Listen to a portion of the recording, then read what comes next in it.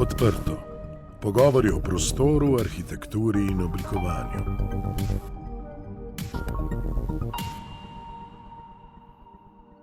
Pozdravljeni v podcastu Odprto. Z vami sem Lenka Kavčič. Čas in prostore, v katerih živimo, je poleg okoljskih in družbenih kriz nedvomno zelo močno zaznamovalo obdobje pandemije.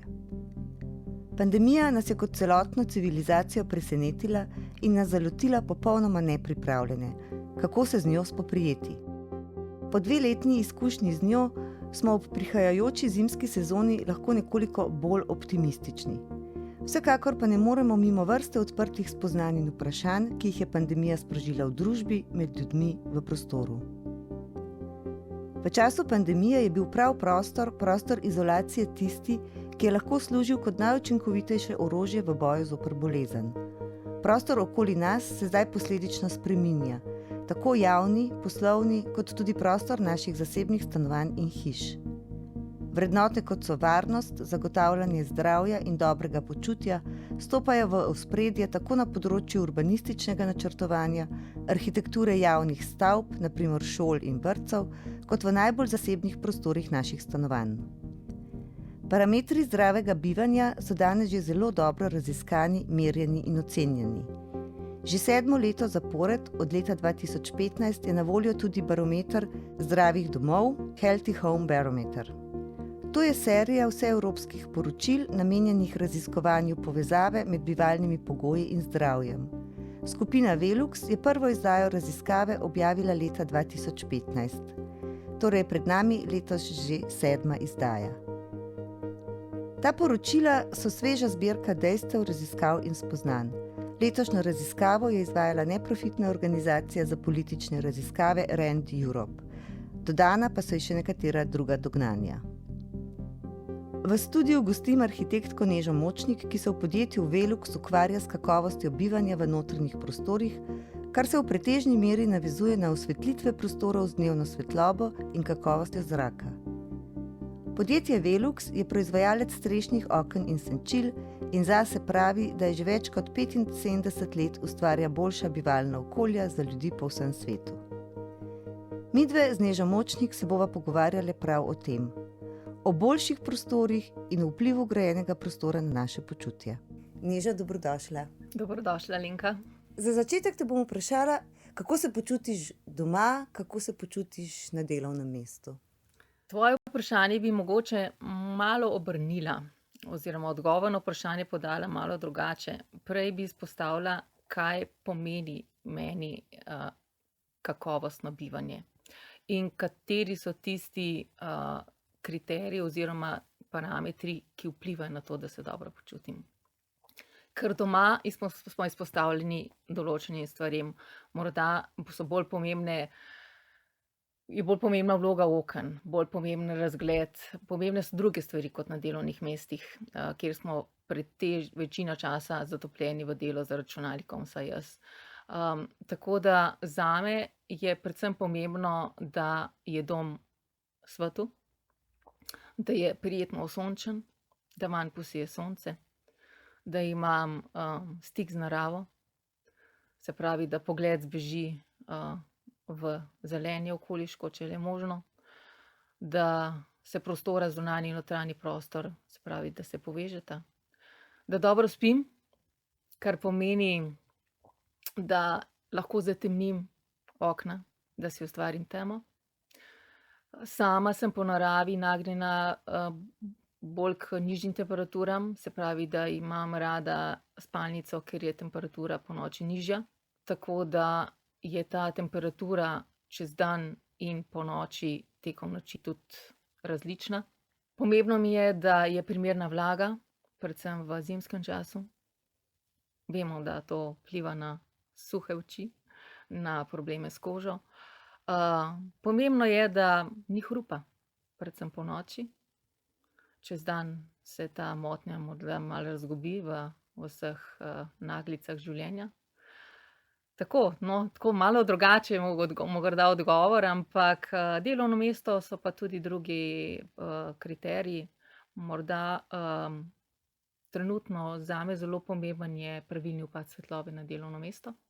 tudi to, da niso moteče sončne zaplate na delovni površini in pa da lahko sproščaš pogled v daljavo, ko so oči utrujene od dela za računalnikom.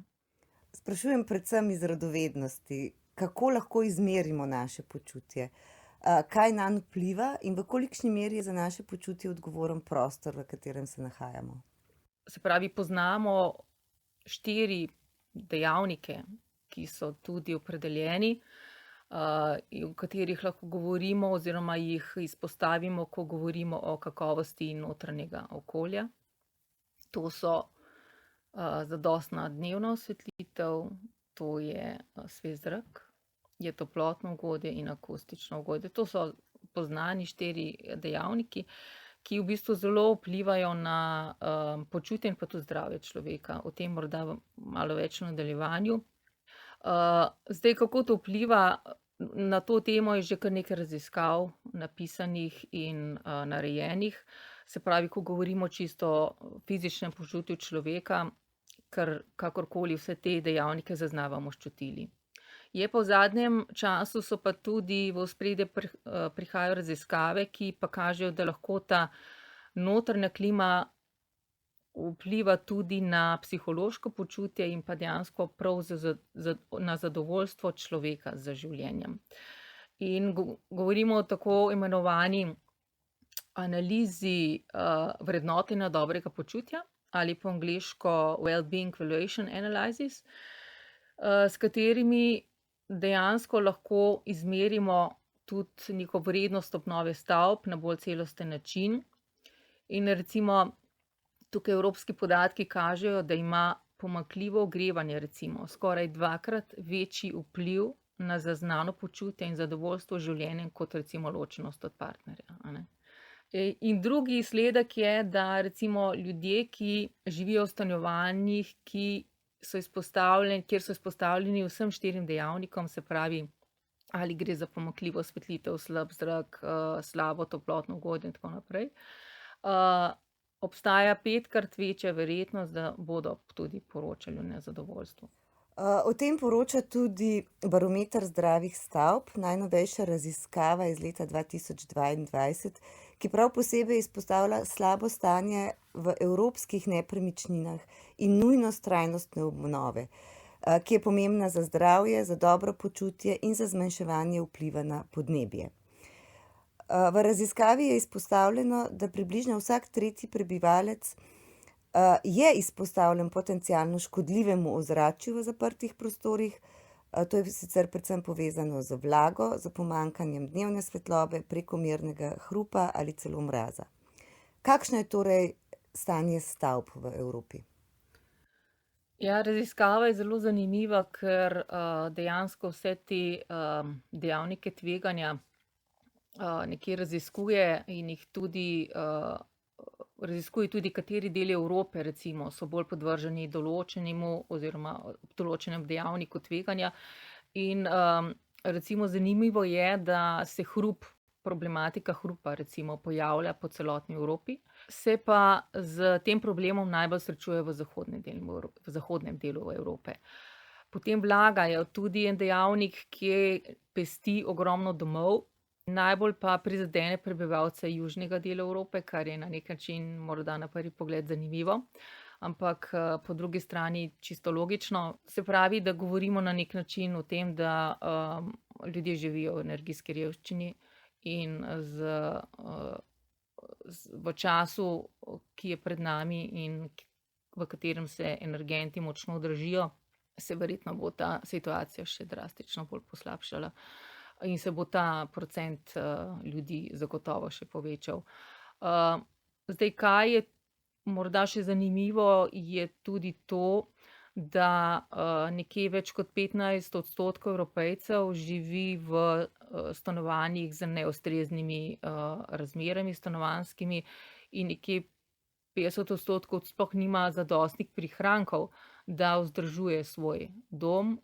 Po tej raziskavi, ki vključuje približno zdaj 163 milijonov ljudi, to je, če nekako primerjam velikost populacije Nemčije, Španije, Velike Britanije, da si bomo lažje predstavljali, a ne, je to število izpostavljeno vsaj enemu temu škodljivemu dejavniku. Se pravi, ali gre za manjko svetlobe, ali gre za problem vlage, povezano največkrat s slabim zrakom, problem ogrevati, se pravi toplotnega ugodja in pa hrupa.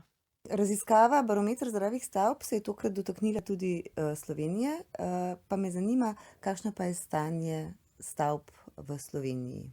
Ja, to, kar si rekla, je na nek način zelo dobro, da imamo konkretne podatke tudi za Slovenijo, ker ko smo začeli z temi poročili v letu 2015, so se poročila nanašala na druge evropske države, ne tudi Slovenijo.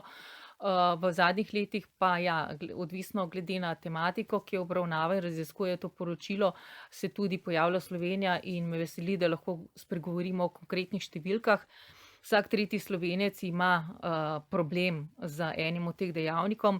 Če sem bolj konkretna, približno 21% Slovencev živi tudi v stanovanjih, kjer je problematika vlaga. Se pravi, ali puščanje strehe, ali so tla vlažna, ali prihaja vlaga iz stranskih sten, temeljev in tako naprej, problematika oken dotrajanih.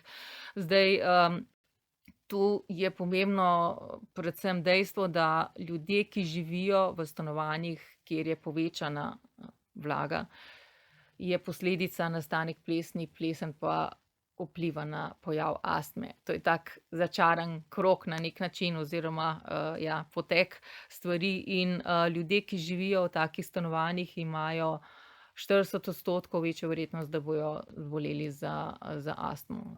15% ljudi v Sloveniji je izpostavljeno tudi hrupu. To, kar sem prej omenjala, da je hrup eden od dejavnikov tveganja, dejansko je kar na nek način to zelo visoka številka. To je lahko hrup, ki prihaja iz zunanjega prostora, lahko je pač hrup, ki se prenaša med prostori. Zdaj, če sem prej govorila o relaciji vlage in pa astme, hrup vpliva tudi na to, da so ljudje podvrženi srčno-žilnim boleznim, lahko prihaja tudi do bolezni prebavil, do padca imunskega sistema.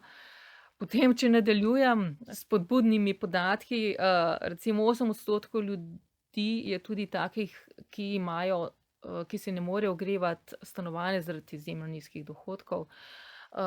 Se pravi, vsak 12. Slovenec. Ko rečemo 8%, se morda malo drugače sliši, ko pa rečeš vsak 12., nam je pa ta primerjava morda, jo nekako bolj razumemo, a ne. Se pravi, kaj spet to vpliva? Ja, vsekakor od vsega naštetega zagotovo vsaka stvar na počutje in tudi toplotno ugodje, tako kot sem prej omenila, ima zelo izrazito vpliv na počutje. Potem pa morda najnižja številka je v relaciji z osvetlitvijo, se pravi z naravno svetlobo, kjer nekje 4% ljudi ugotavlja, da ima v stanovanju premalo dnevne svetlobe. Zdaj, premalo dnevne svetlobe lahko vodi tudi v pojav depresije ali pa tudi težave s spanjem, ker če ljudje nismo izpostavljeni določeni količini dnevne svetlobe tekom dneva, potem tudi težko zaspimo, ker nam poruši naš bioritem. Raziskava Barometer zdravih stavb je torej izpostavila zelo pomembne podatke o stanju naših domov. V razmerah preteklih 2 let, se pravi tukaj imam v mislih zdaj obdobje pandemije, pa so se te razlike v zaznavanju in občutenju naših stanovanjskih prostorov bolj izostrile in so sprožile zanimanje za obnovo, prenovo, nadgradnjo, na nivoju posegov v celotni notranji prostor, predvsem doma. Kako ste vi v vašem podjetju ali pa ti sama zaznali ta vprašanja, s katerimi so se ljudje obračali na vas pogosteje kot prej? Zagotovo je to obdobje, ko smo bili doma in ko so se začele te funkcije prepletati, nekako vsi ugotovili, kje so pomanjkljivosti doma. Predvsem večina nas se je soočala z potrebo po dodatni prostorski površini. Največkrat je bilo to delovno mesto zaradi tega, ker smo pač prenesli delo domov. Ampak tudi tukaj smo v podjetju zaznali dvoje vprašanj, ki prihajajo do nas s strani uporabnikov. Določeni so iskali samo informacije o tem, kako izboljšati obstoječe okno, se pravi, da so se osredotočali na to, kako okno zamenjati ali ga nadgraditi z ustreznejšim načinom odpiranja ali ga nadgraditi z ustreznejšim načinom senčenja. Namreč tudi delo doma in ustrezna svetloba zahteva prilagoditve. Ti ne pomaga, če je senčilo dotrajano, če ne opravlja svoje funkcije, ali če zunanje strani, zunanje senčilo ne more ustrezno preprečiti pregrevanja v prostoru, ki ga prej morda nisi uporabljal za ta namen. Določeni ljudje so pa iskali predvsem odgovore na to, kako izkoristiti prej neizrabljen morda del podstrešja ali ga predrugačiti, povezati prostore ali jih ločiti in pridobiti še enega. Se pravi, da je bil ta potencial praznega res močno v ospredju in premislek o tem, kako iz prazno preobraziti v uporabno novo površino. Potem pa morda, prej sem sicer omenila ti dve veji vprašanj, pa bi dodala vseeno še tretjo. To pa je ljudje, ki gradijo na novo svoje bodoče hiše, svoj bodoč dom, so zelo fokusirani na to, kako so osvetljeni prostori, kako so tudi prezračevani. Morda z njimi lažje oziroma ljudem po vseh teh izkušnjah tudi mi sami lažje dopovemo, da okno nima samo vloge svetlobe, temveč naj uporabnik tudi zelo dobro premisli, da bo lahko to okno normalno odpiral, da dobi v prostor svež zrak. Neža, naštela si vrsto elementov, ki vplivajo na kakovost notranjega okolja. Pa me zanima, kje vidiš največji interes? Je to pri zasebnih investitorjih, ko gradimo lasten dom in se odločamo o svojem stanovanju, ali je ta interes v celotni širši družbi pri investitorjih, ki so odgovorni za javne investicije, za javne šole in vrtce, ki jih gradimo? Zagotovo bi dala na prvo mesto zasebne investitorje, ker dom dela zase. Tukaj tudi je veliko ljudi poišče informacijo. Poišče informacijo, pravo informacijo tudi na pravih mestih. Pokazalo se je tudi z eno od prvih raziskav Barometra zdravih domov v letu 2015, tako v bistvu smo sploh začeli, no, da se je ljudi vprašalo, kaj jim pomeni zdravje. Ali je to gibanje, ali je to zdrava hrana, ali je dom. In presenetljivo so ljudje dom postavili na prvo mesto. Tako da, ja, zasebni investitorji so zagotovo tisti, ki težijo k temu, da si poskušajo svoje bivanje narediti čim bolj prijetno in zdravo. Potem so tukaj investitorji poslovnih objektov, se pravi pisarne, delovna mesta, kjer se tudi kaže nek trend premisleka, kako zaznamovati delovne prostore, da bo produktivnost zaposlenega čim večja. Namreč vemo, da tako svež zrak, dober zrak, kvaliteta zraka, kot tudi dobro osvetljeni prostori, seveda je tukaj zavisi, za kakšno naravo dela gre, vplivajo na produktivnost, lahko jo izboljšajo tudi nekje do 15%. Ampak tudi, če pogledamo stroške podjetja, je praktično večina stroškov usmerjena v osebje, tukaj so plače, bonusi, odsotnosti z dela. Nekje 10% v stroških, ki so povezani z najemnino in pa energenti, seveda bo v obdobju, ki prihaja, ta podatek drugačen, to zagotovo, ampak še vedno je glavnina stroškov predstavlja osebje, ker gre čisto za neposredne koristi, ne. Ja, bi pa tukaj se mogoče majčkeno bolj ustavila na teh javnih objektih, to so predvsem vzgojno-izobraževalni objekti, šole, vrtci, kjer se predvsem v obdobju prenov dostikrat srečujemo z pomanjkljivimi prenovami oziroma prenovami, ki so usmerjeni v zadovoljevanje določenih ciljev. Po prvi vrsti zagotovo energetska obnova, ampak še vedno bi tukaj morali biti cilji postavljeni širše. Pri šolah, vrtcih bi bilo nujno pri energetske prenove povezati z konkretnimi cilji, kaj želimo zagotoviti uporabniku na koncu. Se pravi, če se prenavlja šola in če se izboljšuje toplotni ovoj in s tem tudi menjajo okna, da se zmanjšajo toplotne izgube, zagotovo ne bi smeli sočasno se ogniti temu, da se ne naredi prenova tudi v smislu izboljšave kakovosti zraka. Ker zadovoljimo eno plat in naredimo slabo za drugo. Se pravi, absolutno reševanje kakovosti zraka bi moralo iti vzporedno z izboljšanjem toplotnega ovoja stavbe, pa še marsikaj.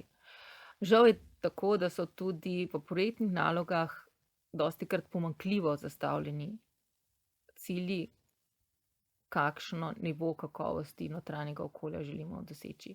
Pa se da to opredeliti.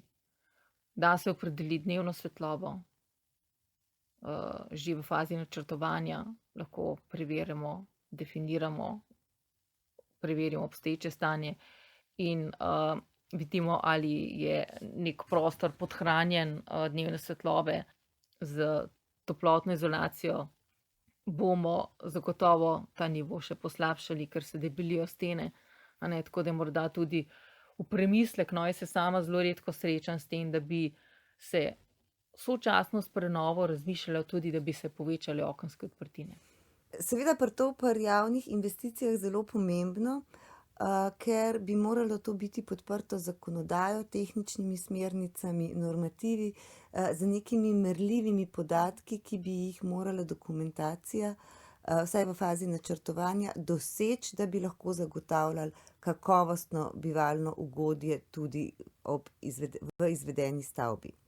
Skratka, zanima me, ali imamo v Sloveniji kje zapisano obvezo o teh standardih in parametrih, neke normative, ki bi zagotavljali, da bodo ljudje v tej hiši, stavbi, šoli, vrtcu, poslovni hiši dolgotrajneje zdravi in dobrega počutja.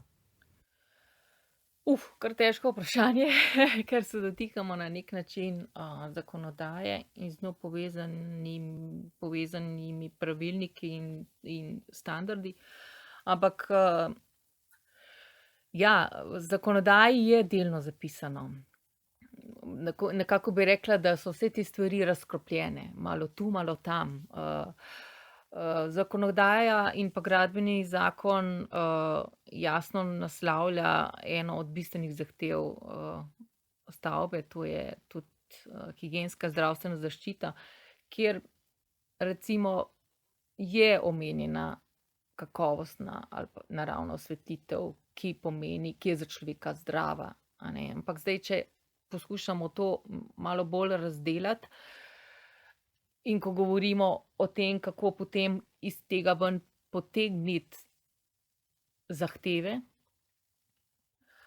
se soočamo s tem, da imamo potem recimo tudi dnevno svetlobo zelo slabo regulirano, ker dejansko pridemo samo na regulativo, ki se tiče velikosti okenskih površin. To pa glede zdravja spet ne pove veliko, ne.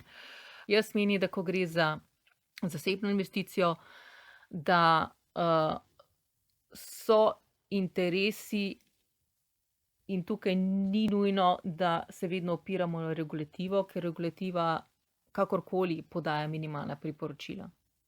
In če dela zase, se verjetno z minimalnimi zahtevami ne boš spoprijateljil. Drugo so pa javna naročila, tukaj pa verjetno problematika pa povezana z regulativo, ker ne samo, da dostikrat potem se spoštuje minimum, a ne, in je to postane maksimum. Dostikrat se tudi išče manko, ne, se pravi, zakaj delati ali pa stremeti k neki kakovosti, če ta kakovost nikjer ni zapisana. In dokler bomo tako razmišljali, potem kot družba na takem širšem družbenem nivoju ne bo bistvenih korakov, a ne. Bistvenega napredka. Mi moramo preseči osredotočenost na to, da zadovoljujemo vedno samo tisto, kar je napisano v pravilnikih. Seveda je to povezano s financami. Vsekakor, če imaš na voljo neko kvoto financ, je dilema, kako jo razporediti. Ampak po mojem mnenju določene stvari niti ne bi smele biti realizirane, če zaradi manko financ lahko na koncu uporabnik ima slabši prostor, kot je začetno stanje. Tukaj mislim, da bi morali kot družba se zavzemati predvsem pri javnih investicijah, da delamo čim bolj vzorno, kakovostno in da s tem tudi vzgajamo in dajemo neposredno izkušnjo našim uporabnikom. Hvala, Neža Močnik. Upam, da ste nas slišali in zahvaljujem se ti za pogovor. Hvala, Lenka, za povabilo in hvala tudi tebi za vsa vprašanja. Poslušali ste podcast Odprto. Prvi slovenski podcast o arhitekturi, ki ga je pripravila ekipa OHS. Za akustično ugodje je skrbel studio Sonolab. Odprte hiše Slovenije se zavzemajo za dobro arhitekturo, ki je namenjena vsem ljudem. Prisluhnite nam vsakič, ko boste o prostoru želeli izvedeti več.